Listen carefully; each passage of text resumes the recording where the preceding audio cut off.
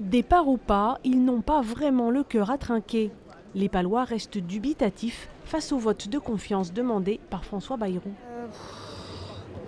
Je ne comprends pas pourquoi il a mis cette décision en balance. Il y a une Assemblée nationale, il y a un Sénat et qu'on les laisse faire leur travail, quoi. Ça ne changera rien. On en met toujours un autre et on n'avance pas.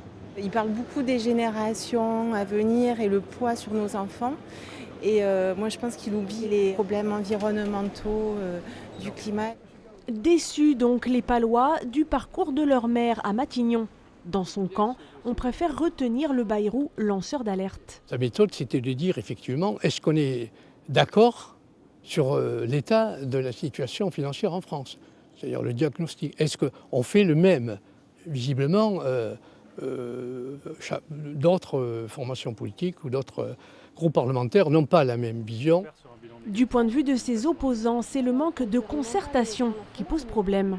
Il a l'orgueil de lui-même, l'orgueil de savoir mieux que tout le monde, qui est finalement dans l'incapacité d'écouter ne serait-ce même que des avis divergents par rapport à lui. Je ne parle même pas de contradiction, mais en réalité ce qu'il faisait à Pau jusqu'à présent, il l'a fait au niveau national.